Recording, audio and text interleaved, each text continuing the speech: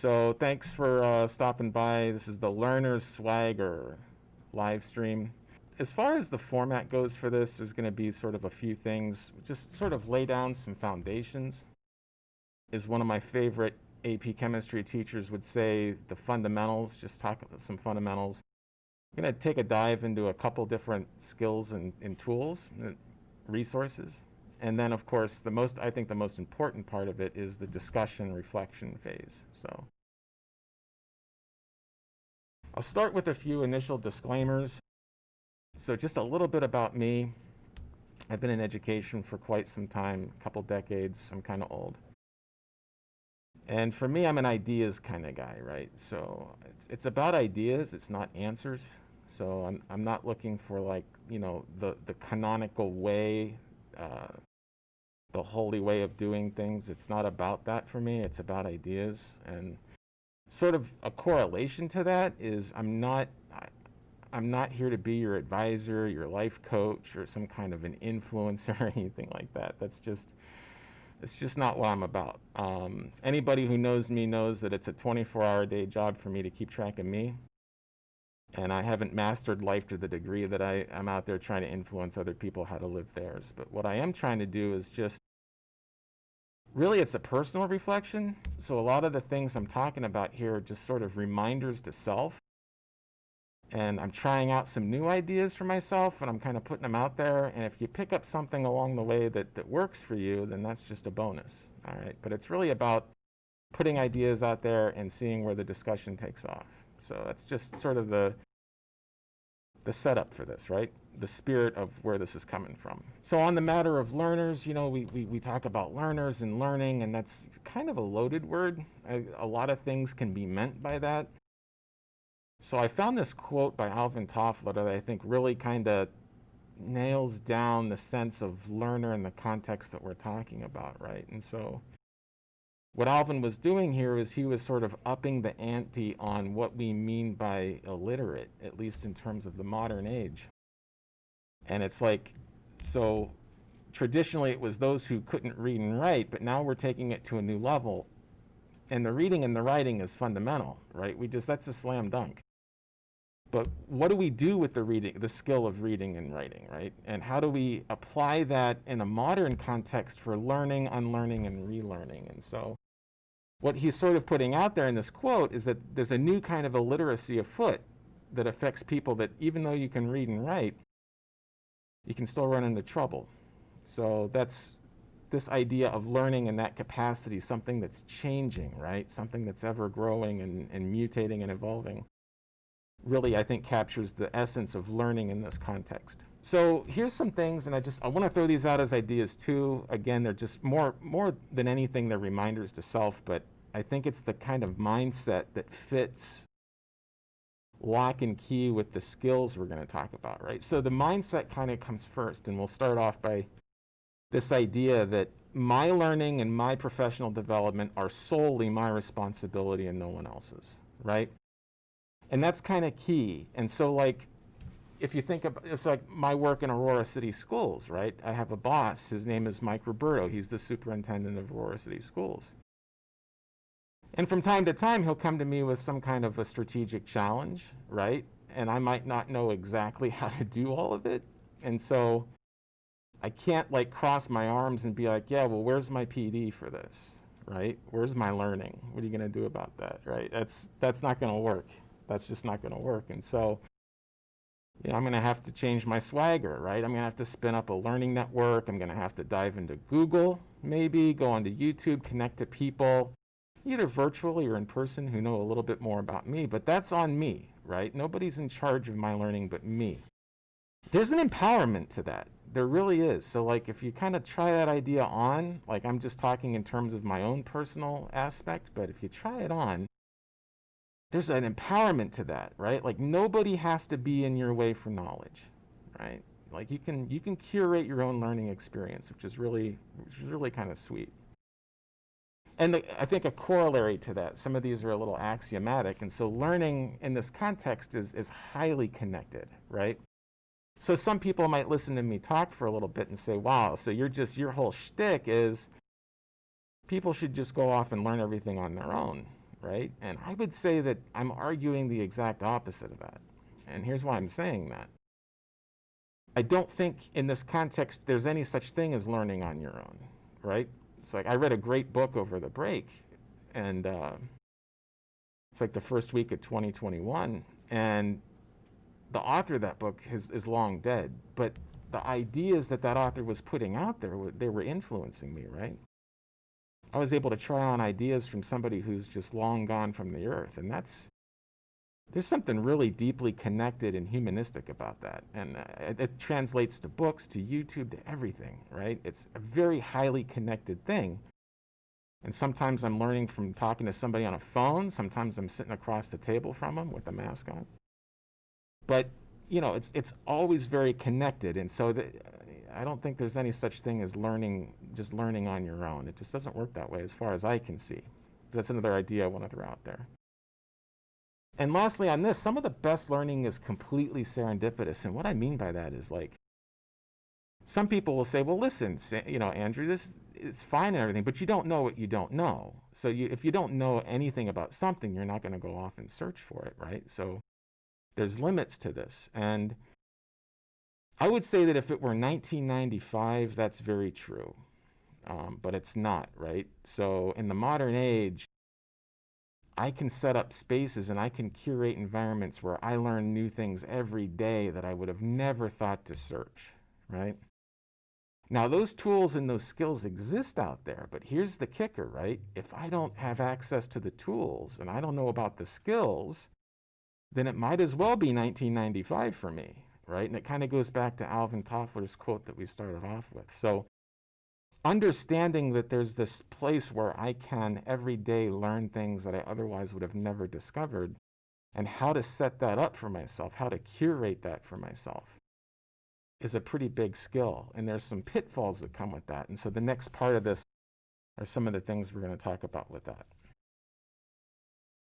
There's a lot of different tools out there that you can use for something like this, but the one I'm going to feature, kind of talk about a little bit right now, is Feedly.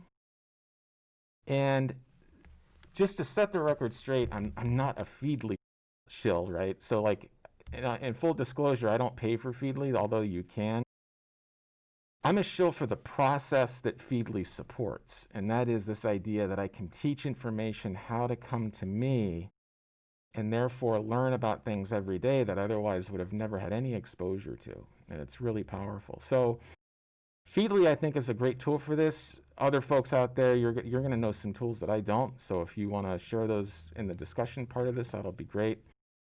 And the other part to this is, again, it's about ideas in as much as it's about play, right? So don't think that I'm going to take the time to step through and click on every little feature step by step. I'm going to show the highlights, but you get the gist. But you're going to have to learn. We have to play. That's how it works.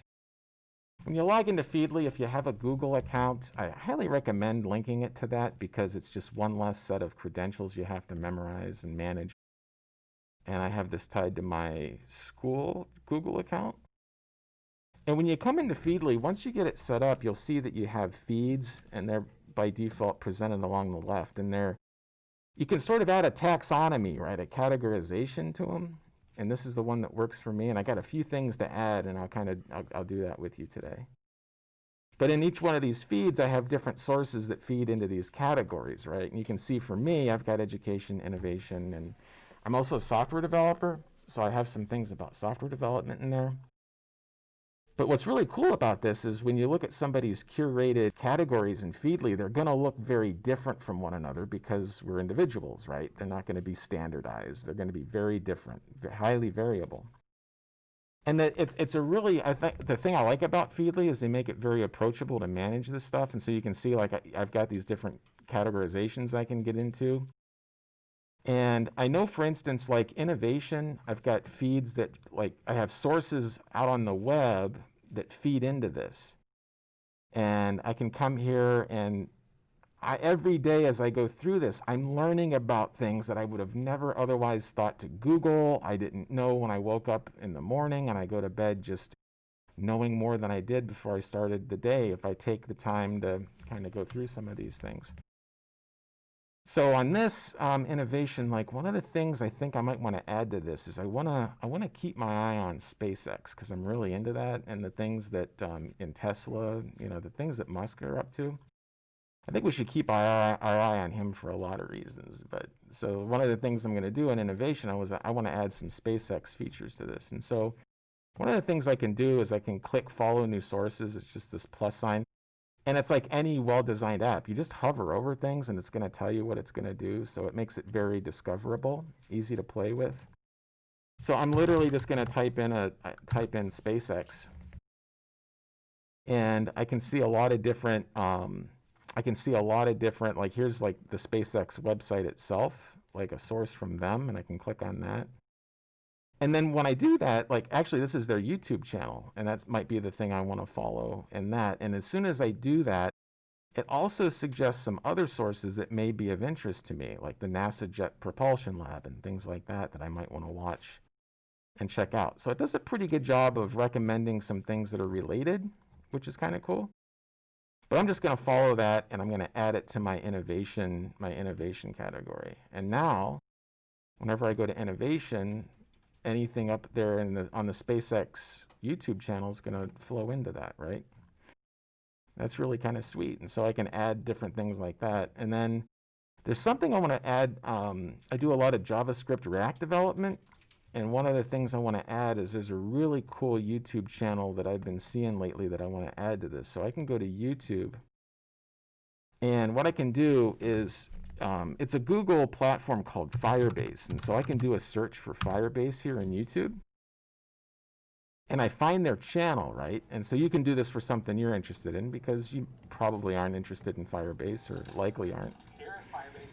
And I'll pause that. And then what I'm going to do is this is a YouTube channel, and I'm going to grab this channel link up here, right? This YouTube channel link. I'm just going to copy that and bring it back. I'm going to go back to that add feature again, and I'm going to add the Firebase channel. And again, it's going to suggest other things that I might want to follow, and I probably will want to follow some of these other things. But for right now, I'm just going to follow Firebase. I'm going to put that in my React Dev category. And that's it. I'm following it, right? So they make it really easy as far as I can see. Now, there's other things that you can do with it. You can add keyword alerts from Google. You can bring in things from Twitter. You have to pay for that, though. So I don't pay for that. Like, I'm okay consuming my stuff in Twitter. I've got a system for that.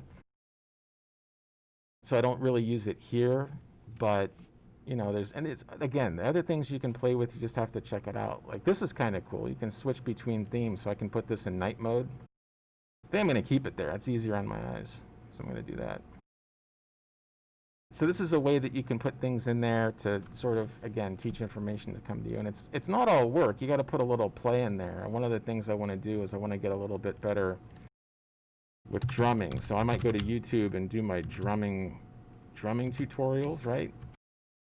See what's up with that. And I've seen these guys before, this Drumeo. So if I click on Drumeo here in YouTube, it'll take me to their channel. I'm going to do the same thing here. I'm going to go right to their I'm going to create a new feed. I'm going to call this drumming.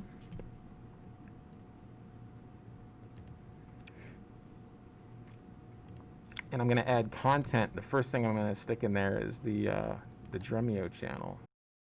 So now I've got some information flowing in. Look at that. I can just check it out anytime I want. So that's cool, right? So that's Feedly. That's a way that you can teach information to come to you, curate your learning network, things like that. And there's another part to this, though, that I think is worth talking about, and that is if you do pay for Feedly, it'll do some things that other platforms naturally do. Feedly has this thing called Leo.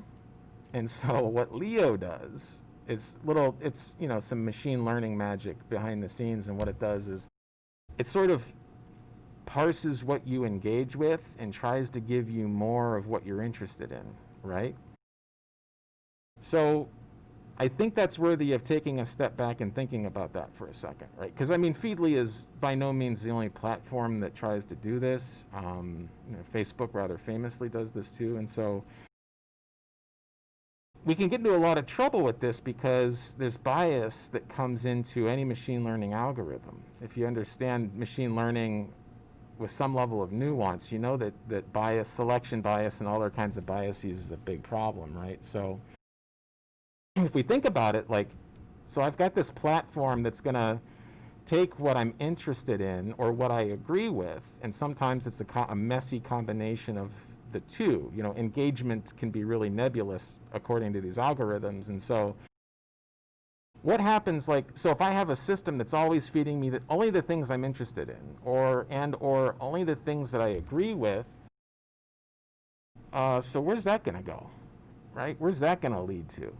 And that's something that we have to be really cognizant of with any system that tries to train information to come to us, right? So if I were to set up my news sources in here, I have news set up on my phone and my iPad, so I don't, for whatever reason, it just works for me.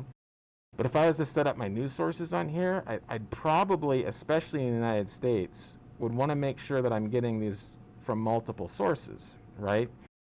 And be very active in going out and connecting. So my news feed in here might have, you know, not just Fox News, but also CNN, also MSNBC, also BBC, right? So I get a lot of perspectives from a lot of different people. And I keep myself from kind of getting into these echo chambers of ideas, right? And so that's something that I think that needs discussed anytime we get into these systems where they start, you know, showing information that they think we agree with more than anything else.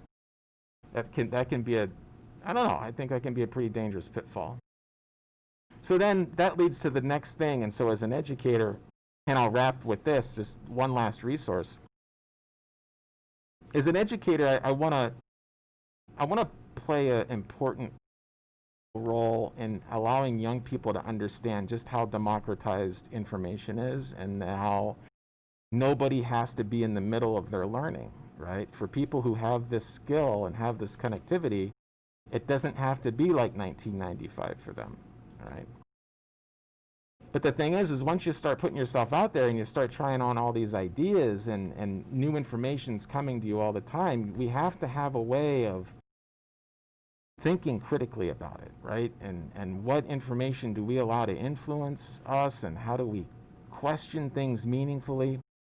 And that brings me to this other sort of resource I want to bring up here, and it actually came from a guy by the name of Dr. Carl Sagan, but this website does a pretty good job of just sort of putting it all together, published in his book, Science is a Candle in the Dark. I like how they call it, they labeled this, it's cognitive fortification. So the idea here is how do we reason critically, right? How do we think? And it's called the baloney detection kit, and it's really kind of sweet. So what Dr. Sagan did here is he sort of coalesced and made very approachable the ideas of scientific reasoning, and they're well outlined in this article. And you don't even really need the link from Brain Pickings. Literally, if you just go to Google and type in baloney detection kit, this is going to be like the first link that comes up, or the first 5. It'll be within the first 5.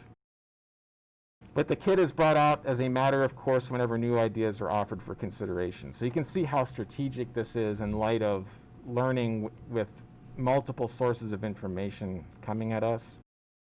If you're an educator, you know, I think there's a lot to be said about trying to include something like this in the pedagogy, because it's really key. But the baloney detection kit is sort of coalesced into just some really approachable ways of reasoning and thinking, right? So encouraging substantive debate, right? And whenever possible, there must be independent confirmation of whatever we're calling the facts. I like how they quote that. And it kind of goes through there and talks about the importance of quantification. Don't get overly attached to a hypothesis. And so really tearing into this is, I think, key. I think there's a lot of really good things here. Every link in a chain must work when it comes to an argument. They get into Occam's razor. You can check that out. And that's Dr. Sagan. And that's the baloney detection kit.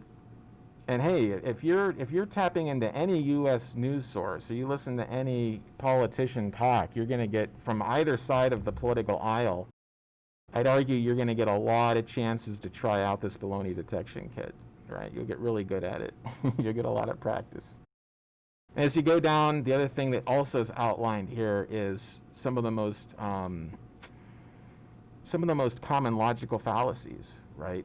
And having a working understanding of these, I think there's something really important to be said for that. So I think this is a really awesome resource that can really provide that. What did they call that? The cognitive fortification. That's really kind of sweet.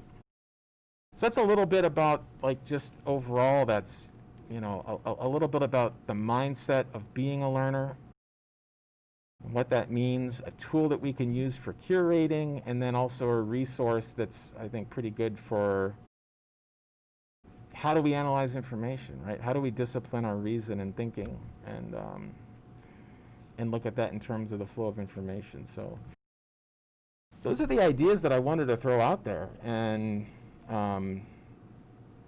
you know, thanks for tuning in. And I think a really important part of this is just the reason why I'm kind of doing it live is I'm interested in the conversation that this might provoke, or that can be had around this. So if you have any ideas out there, you know, I'm actively monitoring chat, so feel free to put some things out there.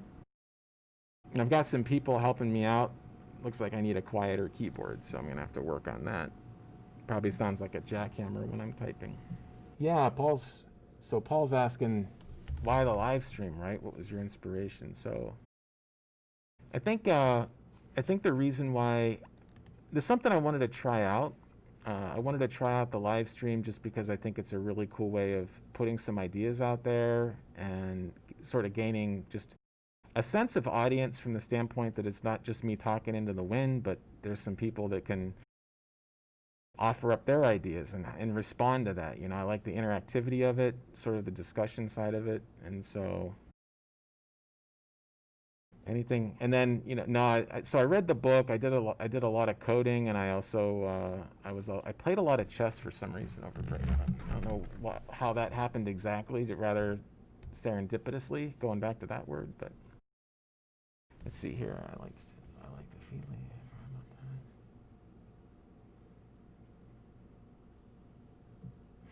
Yeah, no, Kevin, for sure. Like, you know, so Kevin's lamenting, as I often do, about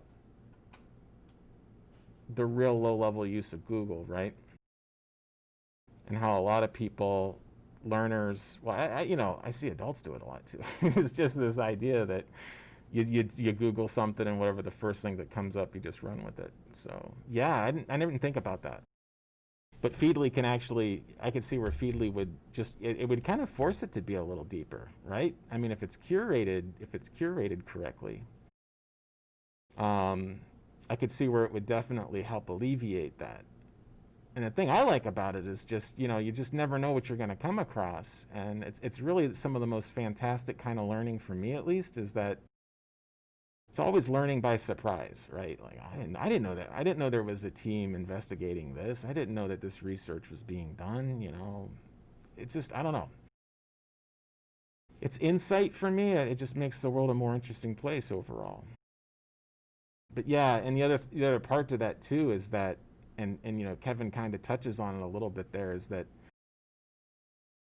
a lot of adults, we're sort of established, you know, in a lot of the verticals, and we've found our niche, and we're gonna you know, retire and things like that. And in all honesty, this type of learning for some of us is optional, because we're close enough to the end of our careers that it's not really that disruptive. But it seems to me like the young people that I work with, there's going to be those who can learn like this, and there's going to be those who can't, and that's going to be a big divide.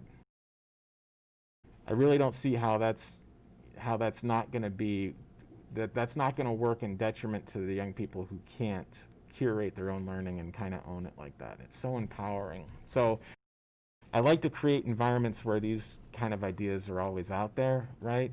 And hopefully I can be somebody who a young person can learn from, not just content, but maybe, like, my hope is that they're learning how to learn, right? So that's the idea with that.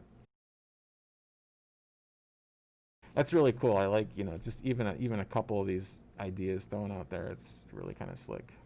Hey, again, thanks for tuning in. I appreciate it, and think I'll do another one of these. I got to come up with a topic that I'm excited about, but I got a couple ideas, so we'll see what happens in the future.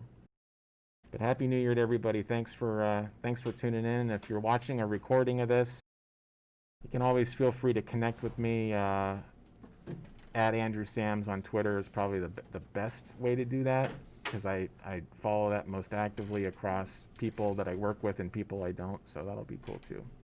Thanks for tuning in. Take care.